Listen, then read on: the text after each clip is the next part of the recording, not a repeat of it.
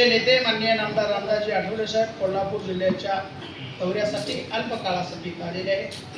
या दौऱ्याच्या अनुषंगाने कोल्हापूर ही नगरी लोकराजा छत्रपती शाहू महाराजांची नगरी आहे। या नगरीमध्ये साधारणतः पुरोगामी नगरी म्हणून कोल्हापूर जिल्ह्यात म्हणजे अखंड महाराष्ट्रामध्ये देशामध्ये या नगरीची परंपरा आणि प्रसिद्ध आहे।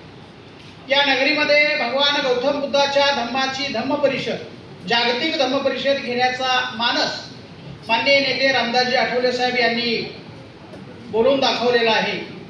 या अगोदर कोल्हापूर जिल्ह्यामध्ये साधारणतः निर्धारक महापरिवर्तन मेळावा असेल, राजर्षी शाहू महाराज जन्मशताब्दी महोत्सव असेल, असे विविध कार्यक्रम या कोल्हापूरनं प्रचंड मोठ्या प्रमाणामध्ये रामदासजी आठवले साहेबांच्या उपस्थितीमध्ये आणि अनेक मान्यवरांच्या उपस्थितीमध्ये यशस्वी केलेले आहेत।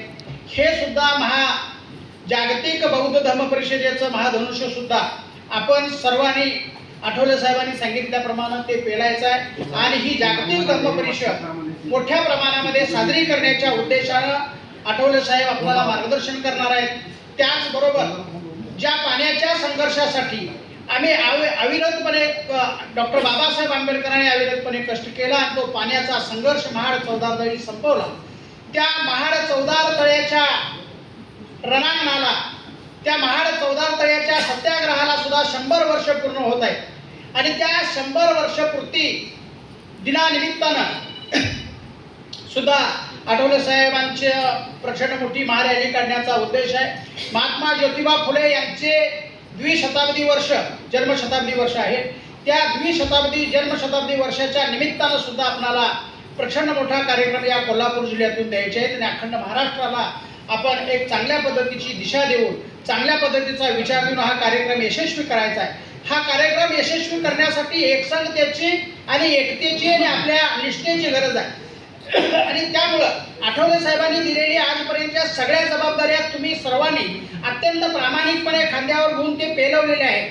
कधीही कोल्हापूर जिल्ह्यामध्ये रिपब्लिकन पक्षाचा कार्यक्रम हा फेल गेला अशी कधीही नामुष्की आपल्या पदरी आलेली नाही आणि ही जागतिक धम्म परिषद सुद्धा आपण मोठ्या प्रमाणामध्ये साजरी करण्यासाठी आणि प्रचंड मोठी इथं धम्माचे सगळे धम्मगुरू आणि सगळे उपासक आणून हा प्रचंड मोठा मेळा धम्म परिषद आपल्याला आयोजित केले। या धम्म परिषदेसाठी आठवले साहेबांना 4-5 ग्राउंड मैदान सुचवलेले आहे। त्यासाठी आठवले साहेब अभ्यास करून एक मैदान निवडतील आणि ते मैदान सुद्धा भरायची आपल्याला जबाबदारी आहे।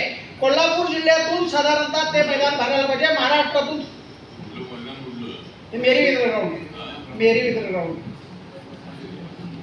हे दिले पत्र दिले फार मोठं। तर मेरी विदर ग्राउंड वरती आता आपण पत्र दिलेलं आहे, अद्याप मान्यता मिळाली नाही। फक्त साहेबांची मान्यता घेण्याच्या संदर्भात आपण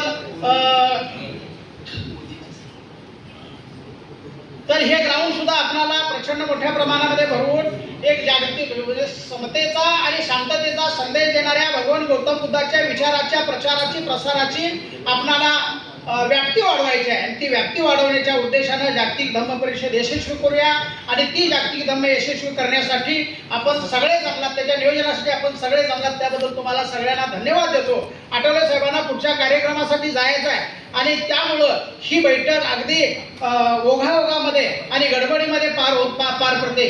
परंतु 3 जुलैला पुन्हा एकदा महाराष्ट्राचे सगळे रिपब्लिकन पक्षाचे नेते आणि कार्यकर्ते कोल्हापूर जिल्ह्यामध्ये येणार आहेत आणि याचंच नियोजन 3 जुलैला सुद्धा करायचं आहे। त्यावेळी सुद्धा बैठकीला आपण सर्वांनी उपस्थित राहायचं आहे। नियोजन कोल्हापूर जिल्ह्यातून ढिसाळ किंवा गचाळ होता कामा नाही याची भूमिका आपल्या मनामध्ये ठाम मांडून कोल्हापूर जिल्ह्यामध्ये भगवान गौतम बुद्धाची धम्म परिषद ही प्रचंड मोठ्या प्रमाणात साजरी करण्यासाठी आणि महाड सत्याग्रहाचा द्विशताब्दी वर्ष साजरे करण्यासाठी आपण सर्वांनी एकसंग राहून काम करूया एवढी माफक इच्छा व्यक्त करतो। आपण सर्वजण आलात त्याबद्दल तुम्हाला धन्यवाद देतो। जय भीम, जय संविधान।